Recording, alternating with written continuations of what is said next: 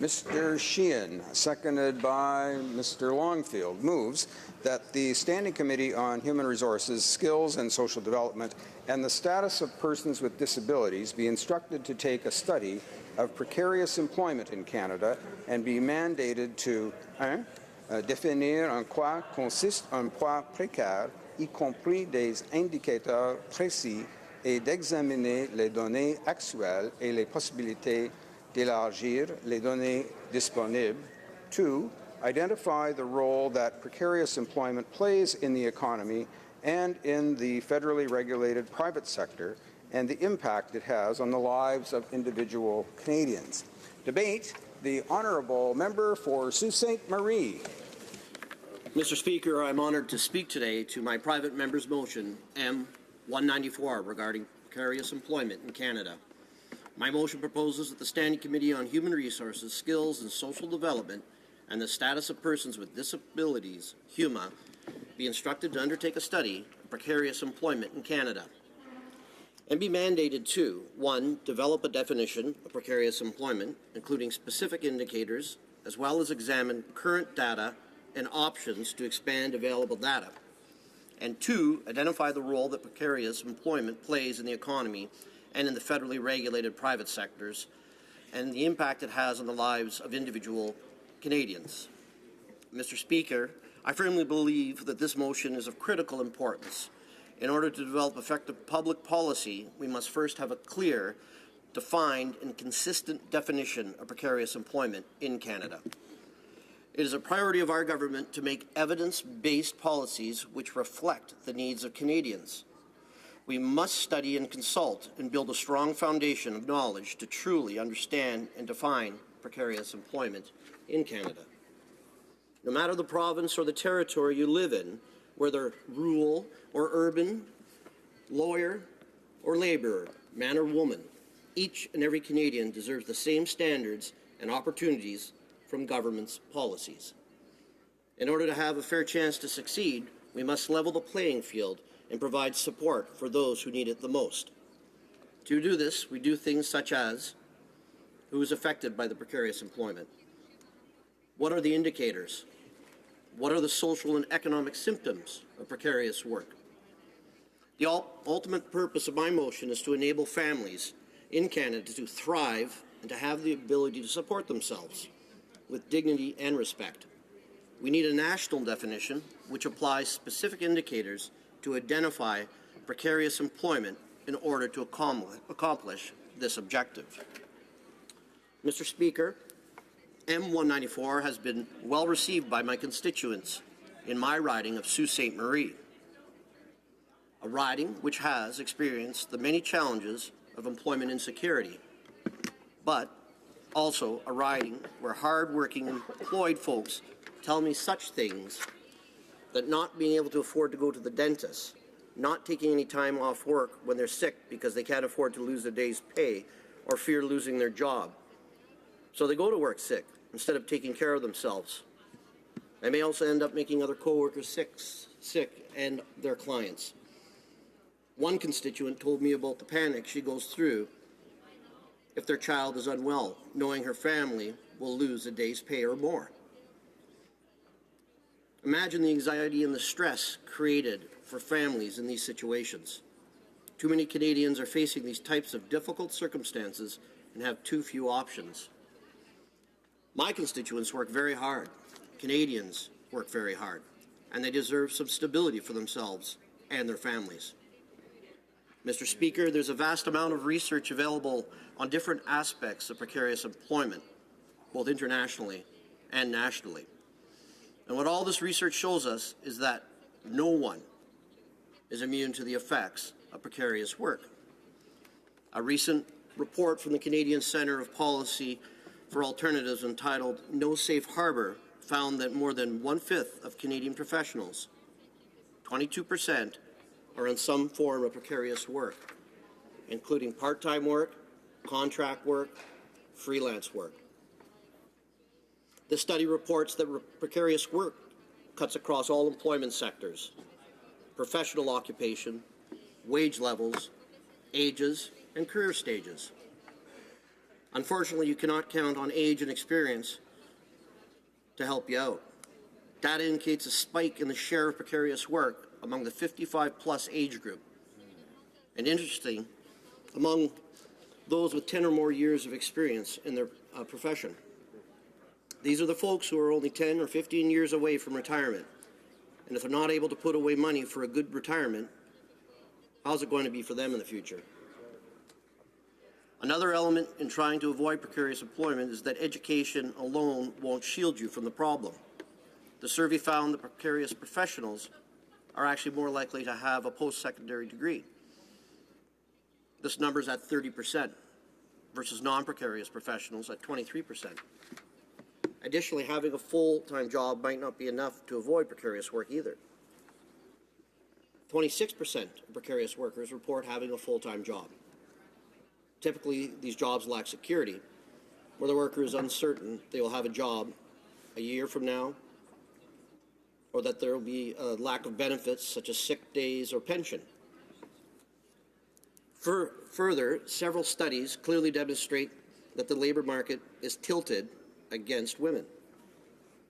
In other words, women are disproportionately affected by precarious employment. Professional women are far more likely than their male counterparts to be in precarious work, with women accounting for 60% of all precarious professionals. Mr. Speaker, this has little to do with women gravitating towards less secure jobs, but rather it's more of a reflection of the labor market. This needs to change. A constituent in my riding shared with me her experiences with precarious employment. For her privacy, I will refer to her as Miss Jones. Miss Jones is a single mother of 2 boys. One of her sons is on the autism spectrum scale, thus requiring increased care. Her older son is a foster child with his own unique challenges.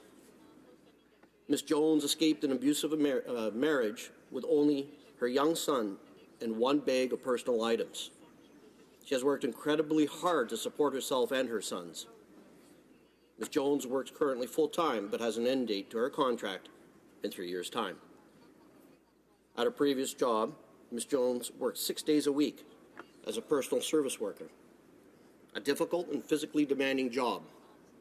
Despite the amount of hours she worked and sacrificed so much time with her boys, Ms. Jones was struggling financially. Distressingly, she was also without any benefits, which is very unnerving for a single parent. In an attempt to better her family's future, Ms. Jones decided to pursue her master's degree. Unfortunately, student loan debt is now one of the barriers Ms. Jones is facing for financial security. She is paying the monthly payment, but seeing little progress in her loan decreasing. She is unable to save for a down payment on a home and is frustrated with paying rent and not paying a mortgage. Or she would at least have an asset. Mr. Speaker, we must be able to assist hardworking Canadians like Ms. Jones to ensure fairness and to avoid personal catastrophe. Ms. Jones says she is 1 paycheck away from such a fate. There is no doubt that there are many legitimate social and economic concerns regarding vulnerable employees in precarious employment. The combination of low income, lack of control, overscheduling, lack of benefits such as pension and health care, personal emergency leave, or sick days, altogether or in various combinations, creates a great deal of uncertainty, anxiety, and stress, which undermines the quality of life and physical well-being of a wide swath of workers in our society.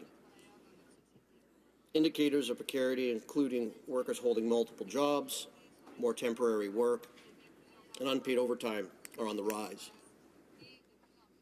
Though not uniformly and not for everyone, it is evident that the current mechanisms for measuring precarity, its growth, and its implications for quality of life on a large scale are inconsistent and inadequate. So how can those who are disproportionately or negatively affected by the changes in the labor market find support? We know that precarious employment is seen mostly among women, youth, and increasingly older workers, and people of visible minorities. We must study precarious employment in order to understand and address the barriers that people, especially people from these groups, face in their pursuit of stable employment.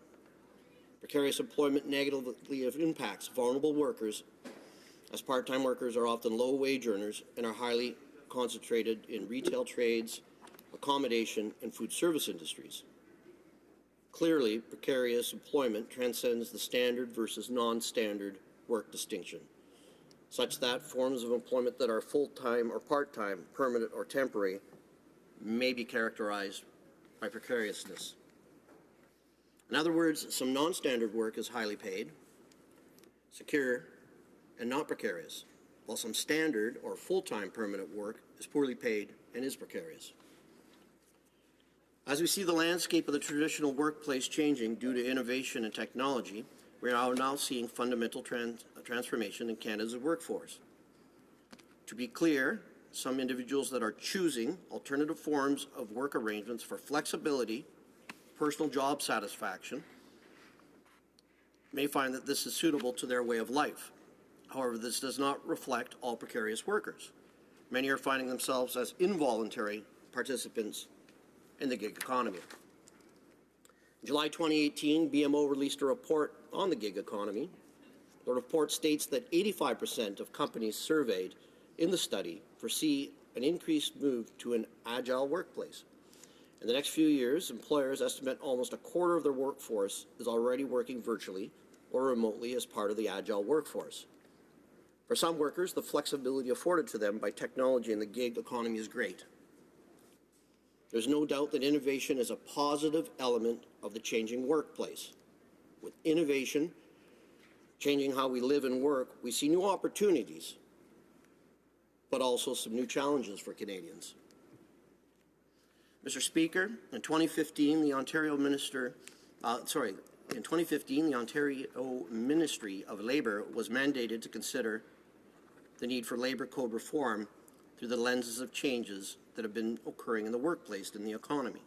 After 2 years of consultation and study, the Government of Ontario released a report in May 2017, the Changing Workplaces Review, 2015-2016.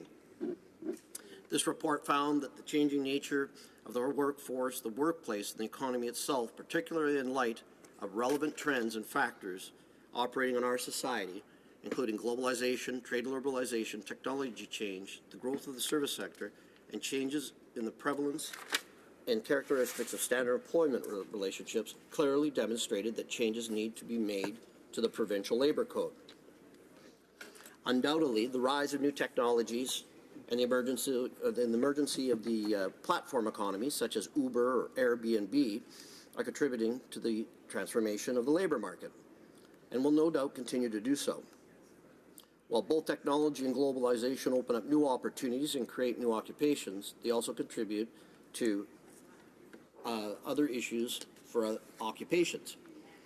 In recognition of this developing shift, the Government of Canada is focusing on investing directly in Canada's greatest asset, its people. A fluctuating employment landscape requires a responsive and contemporary plan for both employers and the workforce.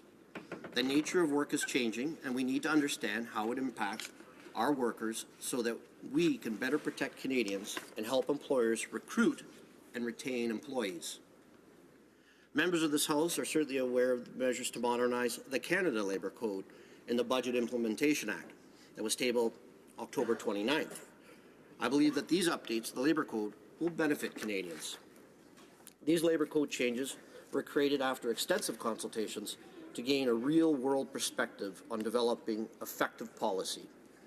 Between May 2017 and March 2018, the government consulted with Canadians, stakeholders, and experts on the changing nature of work and how federal labour standards could be updated in order to better reflect current workplace realities. One strong message was repeated throughout the consultations. The way Canadian work has changed, but federal labour standards have not. These consultations also made it clear that there are a number of complex issues related to federal labour. Standards and changing nature of work, which required more in-depth review and discussion. Mr. Speaker, This is the reason precarious employment requires its own study and consultative process. To remedy an issue, we must first define clearly and then apply standards consistently across this country. While there's a large amount of literature on the topic, significant data limitations for measuring and understanding the impacts of precarious work still exists. For example, specific data on the prevalence of precarious work among vulnerable populations such as people with disability, newcomers, and Indigenous people is very limited. Canada must be able to define precarious employment in a structured, cohesive manner so that we can recognize potential indicators and vulnerabilities which are uniformly identified across this great country. So in conclusion, Mr. Speaker, with precarious work federally... Order. Order. We're having a problem with the audio. L'interprétation fonctionne? Oh, you're just hearing background? Alors, c'est juste pour a test for the audio in English, en français. L'interprétation fonctionne maintenant? Okay. Okay, we'll continue about another 30 seconds for the honourable member for Sault Ste. Marie. The honourable member. So in conclusion, Mr. Speaker, with precarious work federally defined, it would enable us to look to prevention, support, and the opportunities for innovation in both the public and private sectors. By having the committee undertake a study, the necessary consultations, witnesses, testimonies, and research would be considered, providing the government with a comprehensive and informed definition of precarious employment in Canada. Thank you very much.